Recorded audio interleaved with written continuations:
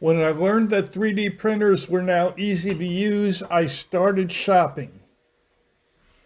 The box measured 18 inches by 17 inches by 15 inches. I was going to wait until January, but the end of year deal at $180 convinced me to order in mid December. It took a month to get delivered, but was worth the wait. Setup took me about 2 hours, all things considered, like updating firmware, calibrating, and so forth, but assembly was very simple.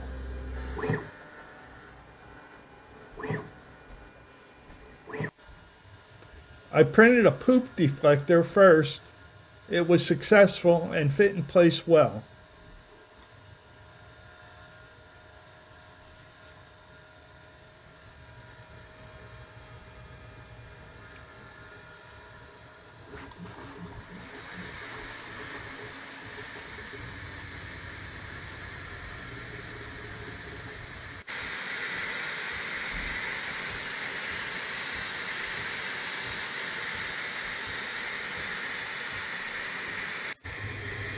My second print was a plastic bed scraper.